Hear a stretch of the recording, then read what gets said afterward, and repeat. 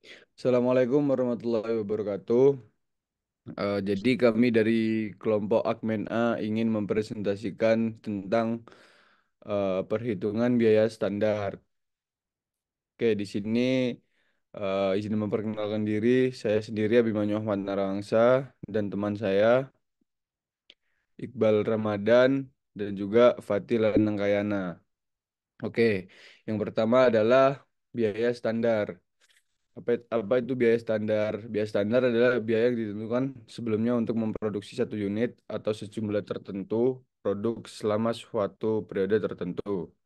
Biaya yang direncanakan untuk suatu produk dalam kondisi operasi sekarang atau yang diantisipasi. Jadi ada dua biaya standar, yaitu kuantitas standar dari input per unit output dan juga standar harga, yaitu biaya standar atau tarif standar per unit input. Yang kedua, ada fungsi dan juga manfaat. Fungsinya itu untuk menetapkan anggaran, mengendalikan biaya dengan cara memotivasi karyawan dan juga mengukur efisiensi operasi. Juga menyederhanakan prosedur perhitungan biaya dan juga mempercepat laporan biaya. Terus membebankan biaya kepersediaan bahan baku barang ja- barang dalam proses dan juga barang jadi. Yang terakhir ada menetapkan tawaran kontrak dan juga harga jual.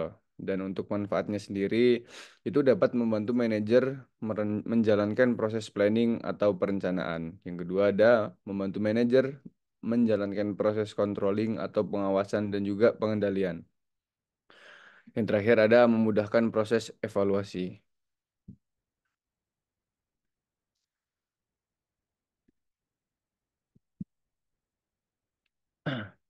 Bentar ya. Oke,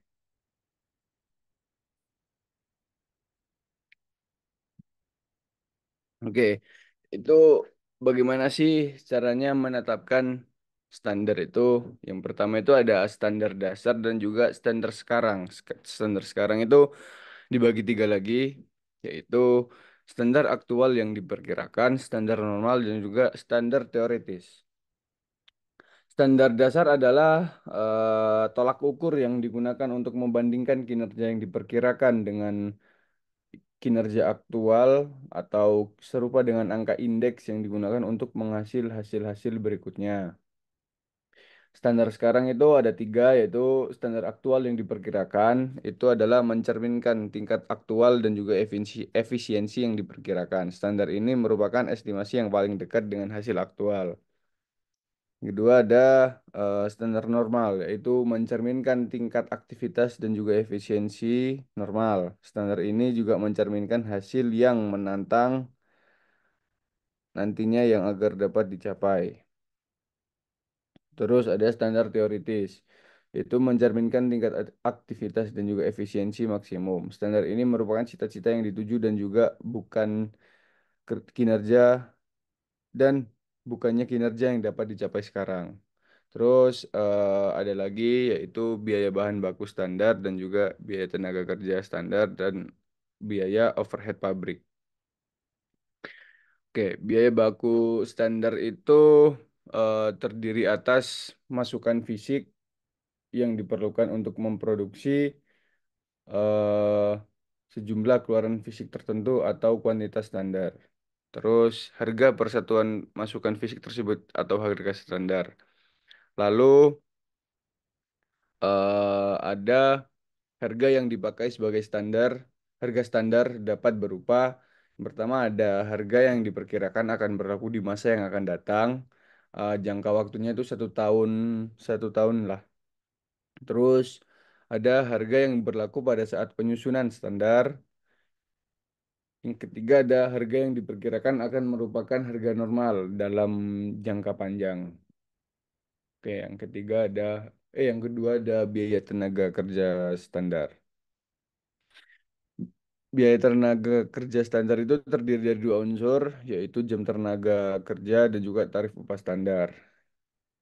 Jam tenaga kerja standar dapat ditentukan dengan cara menghitung rata-rata jam kerja yang dikonsumsi dalam suatu pekerjaan dari kartu harga pokok periode yang lalu. Lalu membawakan test run operasi produksi di bawah keadaan normal yang diharapkan. Lalu ada mengadakan penyelidikan gerak dan waktu dari berbagai kerja karyawan yang di bawah keadaan nyata yang diharapkan. Terus tarif upah standar dapat ditentukan atas dasar perjanjian dengan organisasi karyawan. Terus data upah masa lalu atau biasanya rata-rata hitung, rata-rata tertimbang atau median dari upah karyawan masa lalu. Lalu yang terakhir ada penghitungan tarif upah dalam keadaan operasi normal. Itu menentukan produksi standar. Untuk menentukan standar yang diperbolehkan untuk setiap komponen biaya, maka kuantitas standar yang diperbolehkan per unit produk dikalikan dengan jumlah unit ekuivalen dari unit produk yang diproduksi selama periode tersebut. Karena penekanan standar adalah pengendalian biaya, maka standar produksi itu dihitung untuk produksi periode yang berjalan saja. Lalu bisa teman saya yang menjelaskan, Mas Iqbal. Oke, selanjutnya di sini saya akan menjelaskan terkait contoh soal di mana misalkan sebuah perusahaan memiliki 864 unit Pexel yang masih dalam proses di Departemen Perakitan dari Wilton Manufacturing Corporation di awal bulan. Nah, untuk separuhnya itu telah selesai untuk bahan baku dan juga sepertiganya itu telah selesai untuk tenaga kerja dan juga overhead pabrik. Nah, selama bulan tersebut terdapat 4.200 unit yang diselesaikan dan juga ditransfer ke persediaan barang jadi dan juga ada 900 unit yang masih dalam proses di akhir periode. Selesai untuk bahan dan 2/3 selesai untuk tenaga kerja dan overhead pabrik. Jadi next. Nah, di sini mungkin saya akan menjelaskan terkait rangkaian dari contoh soal tadi, di mana diketahui bahwasanya unit yang selesai dan ditransfer keluar periode berjalan itu sebanyak 4.200 dan juga untuk bahan bakunya dan untuk biaya konversinya juga sama 4.200 dan juga nantinya akan dikurangi di mana semua unit di persediaan awal dikurangi dengan 864 untuk bahan baku dan juga 864 untuk biaya konversi. Tentunya dari 4.200 tadi itu dikurangi dengan 864 menghasilkan 3.336 yang dimana itu merupakan unit ekuivalen yang dimulai dan diselesaikan pada periode berjalan. Selanjutnya dari hasil tersebut ditambahkan untuk unit ekuivalennya yang diperlukan untuk penyelesaiannya. Nah, di sini kita mengetahui Oh, maaf, maaf. bahwasanya persediaan awal periode berjalan itu untuk bahan baku sekitar 432 dan untuk biaya konversinya itu sekitar 576. Nah, nantinya itu bakal ditambah dengan unit ekuivalen yang dimana itu terdapat di persediaan akhir. Untuk bahan baku sendiri itu ada 900 dan juga untuk biaya konversinya ada 600. Dari hasil tersebut, untuk biaya bahan baku dan juga biaya konversi itu ditambahkan. Jadi nanti mendapat hasil untuk unit produksi ekuivalennya selama periode berjalan sebanyak 4.668 dan untuk biaya konversinya itu 4.512. Seperti itu. Bisa di next. Nah, mungkin ini tadi adalah keuntungan gitu dari menggunakan perhitungan biaya standar yang sebelumnya sudah dijelaskan di soal juga, di mana yang pertama itu dapat membantu penganggaran yang akurat dan juga dapat menyederhanakan biaya persediaan karena memang kan di perusahaan itu mempunyai banyak sekali biaya dan juga dengan menggunakan biaya standar ini kita bisa menyederhanakan sehingga bisa mengefisiensikan waktu gitu dalam menghitung biaya persediaan. Selanjutnya memudahkan untuk menentukan harga produk secara akurat dan juga dapat menyediakan manajemen catatan keuangan yang efisien dan juga efektif serta memfasilitasi perbandingan produksi antar bahan baku ataupun biaya personal yang ada di perusahaan. Jadi next. Dan juga terdapat beberapa kelemahan dari penetapan biaya standar yang juga sudah diterapkan di contoh soal tadi, di mana tidak akan berlaku dengan cost plus kontrak dan juga dapat menyebabkan tindakan yang salah apabila perhitungan yang dilakukan itu tidak sesuai dengan standar yang ada. Terus yang ketiga, untuk penerapan biaya standar itu tidak cocok terhadap lingkungan yang bergerak cepat dengan perubahan harga. Dan untuk perusahaan yang memiliki perubahan harga yang cepat itu tidak cocok ketika menetapkan biaya standar di perusahaannya. Untuk yang keempat, dapat memberikan feedback atau umpan balik yang sangat lama. Dan yang terakhir, tidak dapat menawarkan informasi terkait tingkat unit perusahaan. Seperti itu. Bisa di next. Dan mungkin selanjutnya akan dijelaskan oleh teman saya.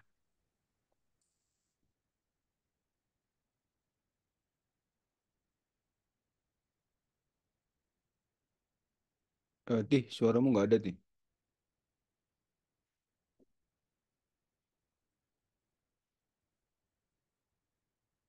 Halo, Tih. Suaramu nggak ada, Tih. Berarti suara.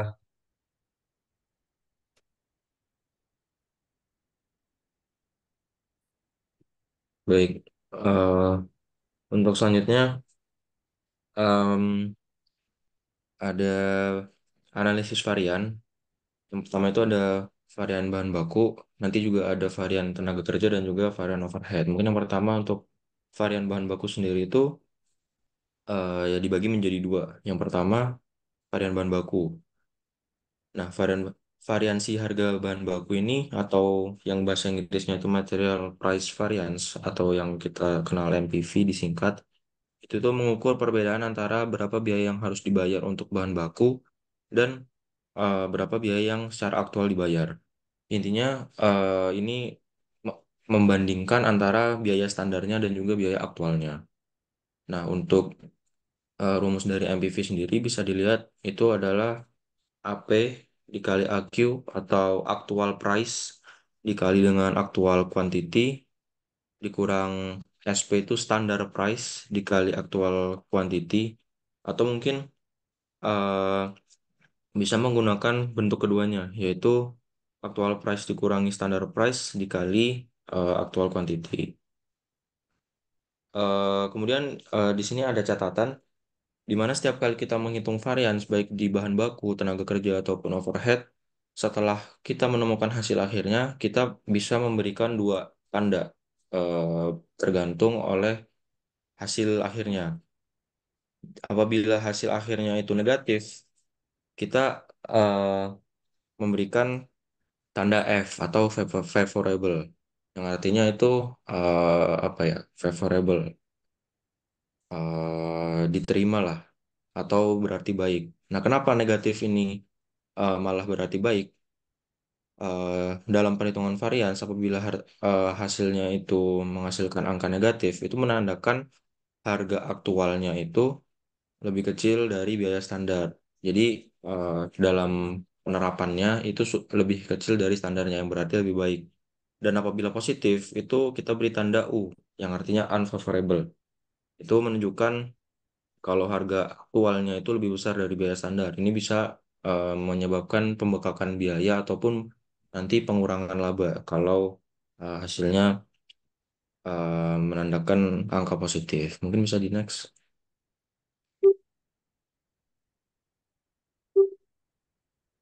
Oke, yang kedua itu varian bahan baku langsung.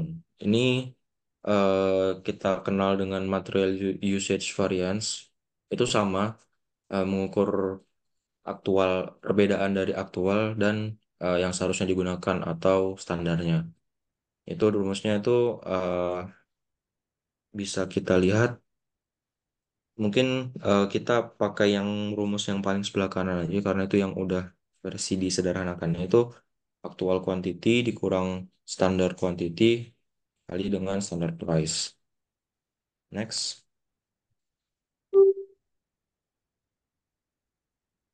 Oke, yang selanjutnya adalah varian tenaga kerja. Varian tenaga kerja itu dibagi menjadi dua, itu varian tarif tenaga kerja dan juga nanti ada varian efisiensi tenaga kerja. Nah, itu untuk rumusnya sendiri sama, kurang lebih sama itu menggunakan aktual dan juga standarnya. Itu kalau AR itu actual rates atau tarif upah aktual per jamnya, sama standar rates itu tarif standarnya dikali aktual hour atau jam tenaga kerja aktualnya. Bisa di next. Nah, untuk yang efisiensi itu rumusnya adalah actual hour dikurangi standar hournya atau jam aktual dikurangi jam standar dikali dengan tarif standarnya. Next. Oke, yang terakhir itu ada perhitungan varian overhead. Overhead itu dibagi menjadi dua, yaitu kalau variansi pengeluaran overhead variabel dan juga efisiensi overhead variabel. Ini lagi-lagi sama, itu tujuan akhirnya itu mencari tahu perbedaan dari eh, biaya aktual yang dikeluarkan dengan standar yang sudah ditetapkan. Nah, untuk rumusnya sendiri itu ada A4 itu aktual variable overhead rates itu atau yang kalau di bahasa Indonesia kan itu tarif aktual biaya overhead variabel dikurangi standar tarif standar overhead variabel dikali dengan jam aktualnya. Sedangkan untuk yang variansi efisiensi overhead variabel itu rumusnya dengan mengurangkan jam aktual dikurangkan dengan standar jam standarnya, kemudian dikalikan dengan tarif standar dari overhead variabelnya. Mungkin next. Nah, mungkin untuk memudahkan pemahaman ya, kita bisa masuk langsung ke contoh soal aja. Ini soalnya tentang analisis varians tenaga kerja dan juga bahan baku. Nah, kita diberikan data yang diberikan terkait brutal company selama bulan Juni. Nah, itu bisa dilihat pembelian aktualnya itu 1.500 dengan 1.500 unit dengan harganya itu $3,8 per unit. Kemudian penggunaan aktualnya itu 1.350, penggunaan standarnya itu 1.020 dengan harga per unitnya $4.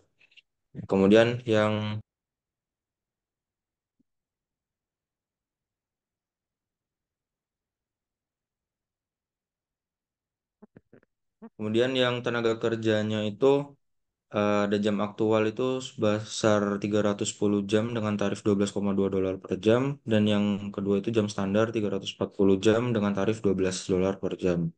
Kita itu diminta untuk menghitung varians. Yang pertama itu varians pembelian bahan baku, harga penggunaan bahan baku dan juga varians kuantitasnya. Kemudian yang kedua itu diminta untuk menghitung varians tarif dan efisiensi tenaga kerjanya. Mungkin next untuk langsung melihat perhitungannya. Nah, sesuai yang sudah dijelaskan sebelumnya, untuk menghitung variansi harga pembelian bahan baku itu bisa dengan rumus yang actual price dikurang standar price dikali actual quantity. Tadi di dalam soal disebutkan kalau actual price-nya itu kan 3,8, sedangkan standar price-nya itu 4. Nah, ini kalau dihitung kan 3,8 dikurang 4 itu minus ya, minus 0,2 dikali 1.500. Nah, itu kan hasilnya menghasilkan angka minus. Tapi di jawaban kita itu nggak usah nulis minus 30.000 gitu. Tapi langsung aja tulis 30.000. Minusnya itu nggak usah ditulis. Tapi kita memberikan tanda F, yang artinya favorable. Seperti itu. Kemudian eh, yang variansi harga penggunaan bahan baku sama 3,8 dikurang 4. Hanya saja dikalikannya dengan standar price-nya sebesar 1.350. Itu juga menghasilkan angka negatif negatif 270. Itu negatifnya tidak usah kita tulis tapi kita beri tanda F di belakang angka 270. Kemudian itu varians kuantitasnya itu dengan eh, kita menghitungnya dengan aktual quantity dikurang standar quantity dikali standar price-nya itu 1.350 dikurang 1.020 dikali $4. Nah, ini kan 1.350 dikurang 1.020 itu kan hasilnya masih positif. Dikalikan dengan $4 yang bernilai positif itu juga menghasilkan nilai positif nantinya. Itu sebesar 1.320. Nah, karena positif, maka kita beri tanda U di akhirnya. Kemudian yang selanjutnya itu variansi tarif tenaga kerjanya itu actual rates dikurang standar rates dikali actual hour-nya. Itu nanti menghasilkan 62 positif, maka kita beri tanda U. Dan yang terakhir itu variansi efisiensi tenaga kerja itu actual hour dikurang standar hour dikali standar rates-nya atau tarif standarnya. 310 dikurangi 340 itu karena hasilnya minus 30 dikali 12 hasilnya adalah minus 360, tapi minusnya tidak usah ditulis seperti yang sebelumnya saya jelaskan, dan kita beri tanda F di belakangnya. So next. Nah, mungkin yang terakhir itu ada uh, penjurnalan. Jadi pencatatannya dalam akuntansi mungkin ya. Nah, untuk variansi bahan bakunya, variansi bahan baku langsung itu ayat jurnalnya di sisi debit itu persediaan bahan baku dan juga variansi harga bahan bakunya. Nah, nanti itu akan dijumlahkan, sedangkan di utang dagangnya atau di sisi apa namanya sisi kreditnya itu ada utang dagang. Nah, itu eh, nominalnya itu bisa didapat dengan rumus perhitungan yang tadi. Kemudian untuk variansi penggunaan bahan bakunya itu di sisi debit ada barang dalam proses, sedangkan di sisi kreditnya ada variansi penggunaan bahan baku ditambah dengan utang dagang. Selanjutnya yang terakhir ada ayat jurnal untuk variansi tenaga kerja langsung. Nah, untuk sisi debitnya itu bisa ditulis barang dalam proses ditambah dengan variansi efisiensi tenaga kerja. Dan sisi kreditnya itu variansi tarif tenaga kerja dan juga utang gaji. Nah, mungkin teman-teman juga sudah tahu kalau di apa namanya penulisan jurnal ini sisi debit dan juga sisi kredit itu nilainya sama ya. Berarti kalau misalnya nanti teman-teman menemukan misalnya di ayat jurnal yang variansi tenaga tenaga kerja langsung nih, misal barang dalam proses dengan variansi efisiensi tenaga kerja di jumlah ternyata jumlahnya beda dengan variansi tarif tenaga kerjanya ditambah hutang gaji. Nah, berarti teman-teman ada melakukan kesalahan penghitungan. Karena kalau di jurnal itu kan seperti yang sudah kita pelajari dari awal di pengantar akuntansi, sisi debit dan juga sisi kredit itu besarnya sama. Next.